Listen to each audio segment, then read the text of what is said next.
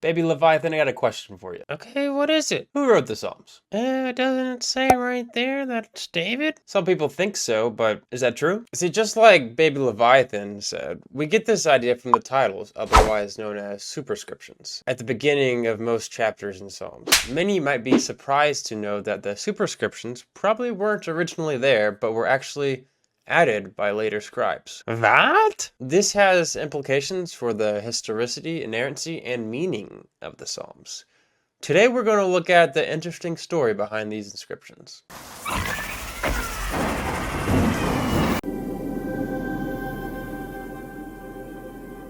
In this video, I will talk about what the superscriptions are, what they could mean, what ancient peoples outside the Bible thought of them, as well as some thoughts on inspiration and historicity implications. Just a quick note about inspiration before we get started. There's a lot of great reasons to think the Bible is inspired, and there's a lot of great scholars that don't see this as an issue. But if you feel a little uneasy about any of the things we talk about here, You okay, little buddy? I don't feel so good. make sure to wait till the end where we will talk about why this shouldn't be an issue for inspiration. Okay, so what are these superscriptions? They look like titles, but they can mean a lot of different things. Take the one most are familiar with, a Psalm of David. This could mean it was written by David, written to David, written about David, and written as if it was David writing, among many other things. In other words, the Hebrew just isn't very clear on what these superscriptions mean. Dr. Mark Smith notes, superscriptions provide 5 different kinds of information. Ascriptions primarily of authorship or collections, types of psalm, musical information, personnel and titles, biographical information, and liturgical times. No psalm has all 5 sorts of information, and some have no superscription, either because they never received one, or because they form a single poem with the preceding psalm. The putative authors vary in the superscriptions. Dr. Smith summarizes that they include to David, to Jonathan, to the sons of Korah, to Asaph, to Solomon, to Haman the Ezrahite, to Ethan the Ezrahite, to Moses the man of God, and to a lowly one. As you'll notice, he translated as to David or to Jonathan, and not as of David, as some might also see, as some might be used to when they hear, a song of David or a psalm of David. It's the scholarly consensus that the superscriptions were added after the actual psalms were written. Not that this means it must be true, but that there's a very long list of reasons why they're probably right. Brevard Child suggests that the superscriptions were added sometime after the Book of Chronicles was written, which is a book, probably one of the last books of the Bible written. Sometime after that, and sometime before the Cave 11 Psalm Scroll was written, which contains the superscriptions. Although there's certainly debate about specific timing of when they were added. In other words, we have texts that don't have them in there, and then all of a sudden they start popping up in them, so it makes sense that that's when they would have been added. For an example of some of these texts, Dr. Smith notes that one major manuscript, the Codex Sinaiticus, distinguished superscriptions from the poems that follow by using red writing for the titles of the Psalms. A few of the Dead Sea Scrolls leave a blank line between the titles and the poem proper. On another, the Greek version of the Bible sometimes attributes 13 more psalms to David than other texts. Many modern translations give some indication that these superscriptions weren't original. The RSV and NCHPS separate the two by space, while the NAB and NRSV use a space, italics, and smaller font.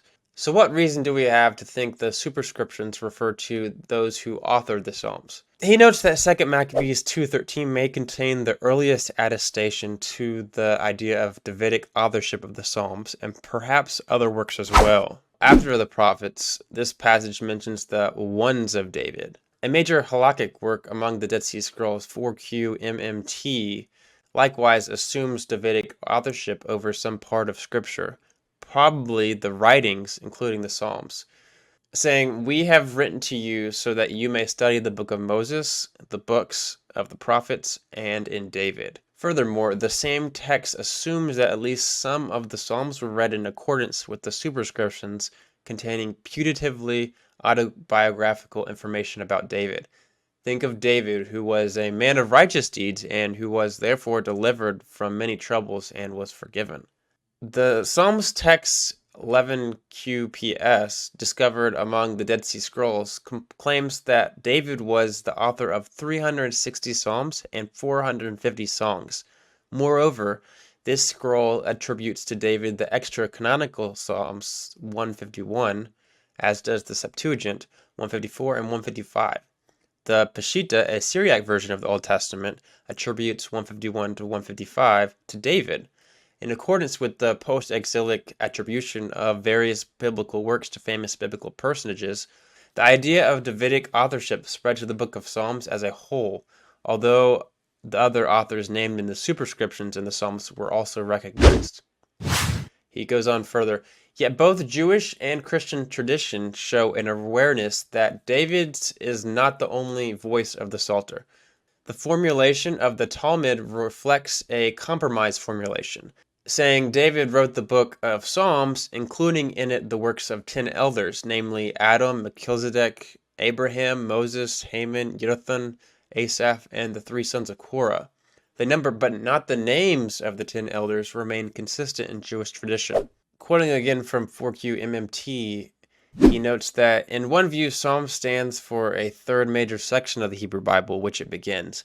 A major legal work among the Dead Sea Scrolls, as I said, 4Q MMT, line 10 assumes Davidic authorship over some part of Scripture, beginning with the Psalms, saying, "We have written so that you may study the book of Moses and the book of the prophets, and in David." The editors of the Editio Princeps of this text, E. Qimron and J. Strugnell, take David as a reference not only to the Psalms of David, but rather to the Hagiographa. On the other view, the Psalms were considered part of the prophets. While Luke 24:44 lists the Psalms after the law and the prophets, other New Testament books that cite Psalms refer only to the law and the prophets, without any indication of a third major section in the Hebrew Scriptures. That same twofold division seems to underlie the Qumran community rule. Interestingly, in one of the Dead Sea Scrolls from Isaiah 27:11, David is said to have composed through prophecy, and in Acts 2:30, he is regarded as a prophet. This seems to show to me that there was at least a tradition accepted by the writer of Acts which saw David as a prophet. While it appears that many early writers thought David wrote parts of all the Psalms, there's a long list of reasons to think they would have been wrong in that claim.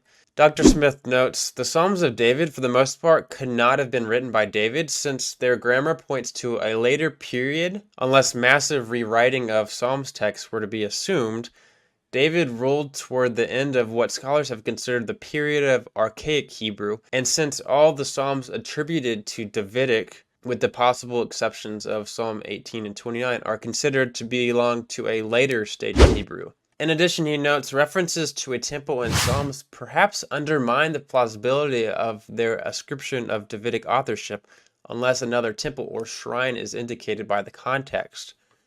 An edifice built by David's son Solomon only after his father's death, in other words, Psalms referring to the temple, could not have been written by David since it did not exist in the time. Taking recourse to suggestions of a temple other than the Jerusalem temple in David's time is hardly a convenient harmonization.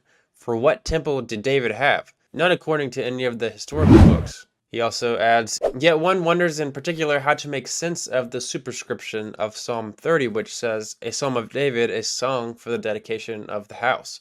In this instance, it is not simply a detail of the poem which undermines information in the superscription. It is information in the superscription itself which belies the apparent claim of Davidic authorship in the superscription. We might discern here a reading of the historical narrative about David's intention to build a house. The poem perhaps was thought to have been written when he thought to build it, only to be precluded by a second oracle from Nathan. Yet this is an ad hoc guess, perhaps even a poor one. See, I myself would find this extremely odd to claim that the writer of the superscription thought the temple existed at the time of David. Could the writer of the superscription been flat out wrong when he thought that David actually built the house? If we're concluding that these superscriptions are wrong about other things, then that would make sense, but we don't necessarily have to come to that conclusion.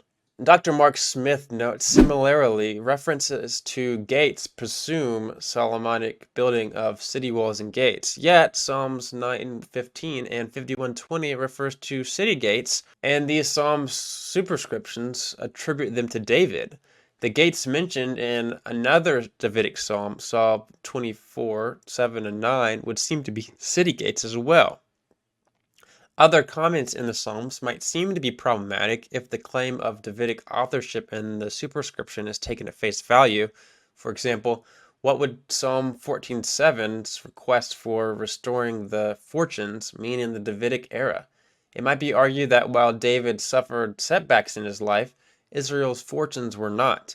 Finally, in the case of Psalm 18:47-51, should readers assume that David, speaking in the first person, refers to himself in the third person?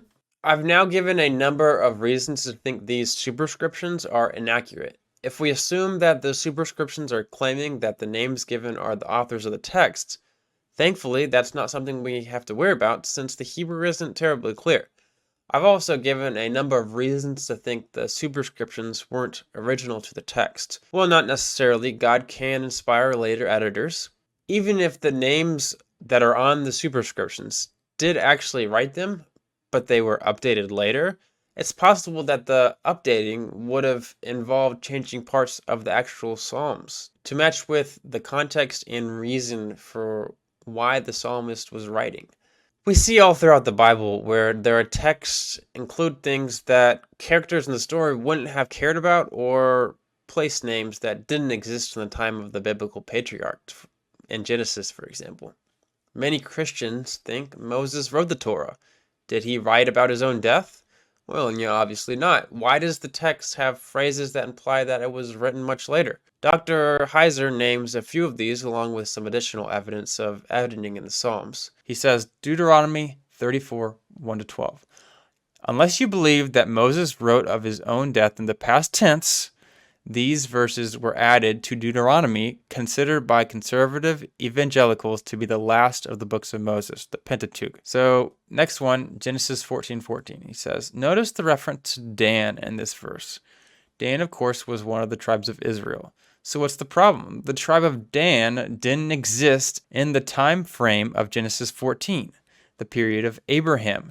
Now, one could suppose that Moses, who was contemporaneous with the tribes, wrote Dan when he wrote Genesis 14 during his own lifetime.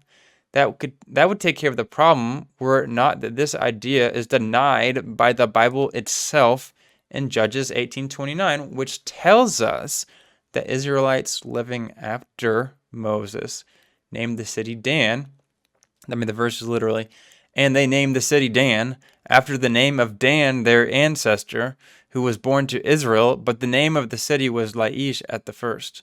The only coherent way to view this is that Moses wrote Laish originally in Genesis 14:14, and the place name was later changed by an unnamed editor to Dan, so people would know what place was being referred to. Psalm 72:20. This psalm reads, the prayers of David, the son of Jesse, are ended. Really, why then do we have a number of prayers of David after Psalm 72:20? Is this an error? No, it is an editorial comment by whoever put the books of the Psalms together. When he finished Book 2, the compiler thought they had collected them all. More were found later and put them into the larger book. A verse like this, innocuous as it seems, can be real trouble for the dictation but not dictation view of inspiration I've been objecting to. If God is the only source of the words of Scripture, you'd think he knew that all the prayers of David were not at an end. Seems a small thing for God to know, doesn't it? So editing doesn't mean it's not accurate, but even if it isn't accurate, why should that be a worry? If you think the superscriptions aren't inspired, don't worry about it. If you do, let me recommend a better view of inspiration. Scripture is inspired in what it affirms. In other words, the purpose that God gave us the text. Is God teaching us who the authors are? Possibly, but would it be a surprise if he isn't? No, it's not like it has a huge impact on how we read the Bible, or even the gospel for that matter.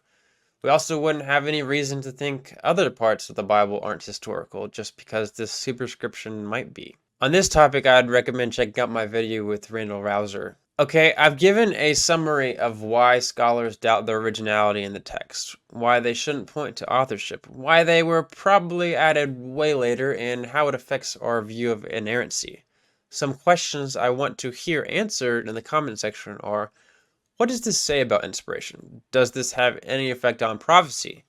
Is this a big deal or just a cool fact? If you found value in this, make sure to subscribe and turn on notifications to make sure you don't miss out on other videos where we learn more about the Bible. Until next time, I'll see you guys.